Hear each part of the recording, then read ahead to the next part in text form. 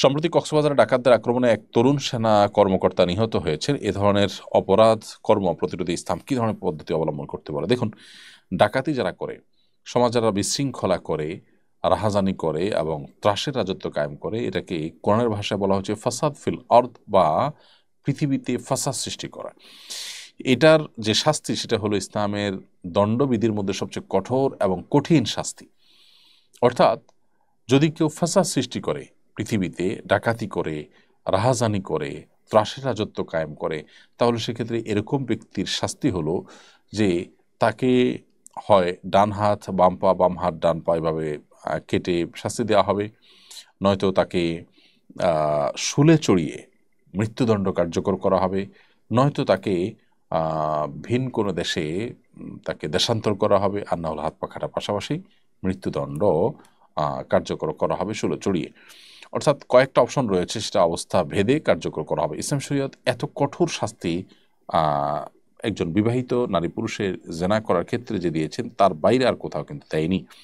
এই কারণে এই অন্যায়ের যদি শাস্তি যথাযথভাবে কার্যকর হয়, তাহলে সেক্ষেত্রে এ ধরনের অপরাধ করার দুঃসাহস থেমে যাবে সমাজে।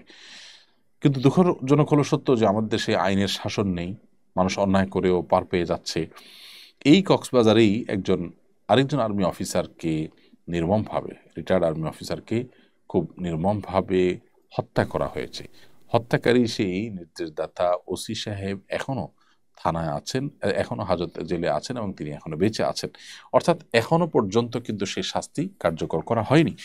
তো এই যে আমাদের প্রক্রিয়াগুলো বিলম্বিত হয়ে যায়, অনেকদিন পরে জামিনে মানুষ বের হয়ে আসে, নানাবিধ সুযোগ সুবিধা মানুষ লাভ করে, এই বিষয়গুলো আমাদের দেশে ধরনের অপরাধকে বারবার সংঘটিত হতে সাহায্য করে।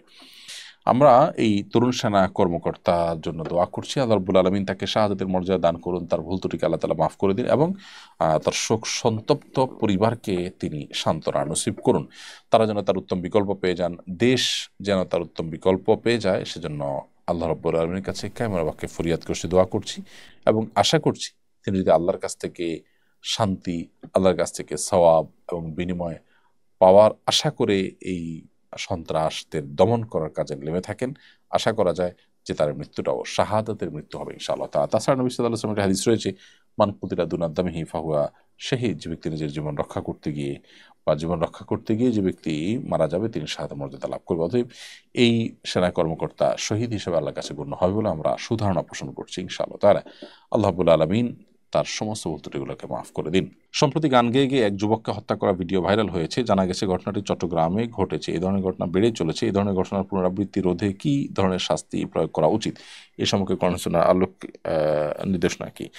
দেখুন, এটা তো রীতিমতো ফাসাদ ফিল আরদের মধ্যে পড়ে, অর্থাৎ রাহাজানি, ত্রাসের সৃষ্টি, এগুলো কিন্তু ভয়ঙ্কর অপরাধ। ইসলাম শরীয়তের দৃষ্টিকোণ থেকে এই অপরাধগুলোর শাস্তি সবচেয়ে নির্মমভাবে হাত এবং পা বিপরীত দিক থেকে, ডান হাত বাম পা, বাম হাত ডান পা কেটে এরপরে শুলে চড়িয়ে মৃত্যুদণ্ড কার্যকর করার কথা বলা হয়েছে এই ধরনের অপরাধীদেরকে। এই ঘটনা আমরা দেখেছি সোশ্যাল মিডিয়ার মাধ্যমে এবং পত্রপত্রিকা উঠেছে, গণমাধ্যমে আমরা দেখেছি। তো এই ধরনের ঘটনা যেন না হয়, সেজন্য দৃষ্টান্তমূলক শাস্তি হওয়া দরকার, কোরআনের শাস্তি বাস্তবায়ন হওয়া দরকার এবং শাস্তি শুধু আইনে নয়, বাস্তবে থাকা দরকার। যদি বাস্তবায়ন হয়, তাহলে সেক্ষেত্রে দেখবেন যে এরকম অপরাধের প্রবণতা অনেক বেশি কমে গেছে। ইদানিং কিশোর গ্যাং এর উৎপাত যেরকম বেড়েছে, নানা রকমের অপরাধী চক্র, ডাকাত, রাহাজানি করা, এই মানুষগুলোরও কিন্তু নানা রকমের দৌরাত্ম্য বেড়ে চলেছে। আলহামদুলিল্লাহ কিছুটা বাংলাদেশ আর্মি সহ অন্যান্য বাহিনীগুলোর তৎপরতার কারণে কমেছে, কিন্তু এটাকে স্থায়ীভাবে নিরাপদ একটা নগরীতে পরিণত করতে হলে এই জাতীয় বিচার বহির্ভূত হত্যা বা মব জাস্টিস যেটাকে বলছি, এটা বন্ধ করতে হবে। তরুণরা কারোর প্রতি ধারণা হলো যে তিনি অমুক অন্যায় কাজটা করেছেন, আর ধারণার ভিত্তিতে তাকে তিনি মারতে মারতে ঢাকা ইউনিভার্সিটি দেখেছি আমরা, খাইয়ে তারপরে ঠান্ডা মাথায় দ্বিতীয় দফা আবার তাকে মারতে মারতে তাকে মেরে ফেলেন। আর এখানে নাচ গান করতে করতে একটা মানুষকে মারা হচ্ছে। অর্থাৎ এখানে জেদের ব্যাপার না, ঠান্ডা মাথায় ফুর্তি করতে করতে মারা হচ্ছে। এটা আমার মনে হয় জাহিলি যুগকেও হার মানাবে।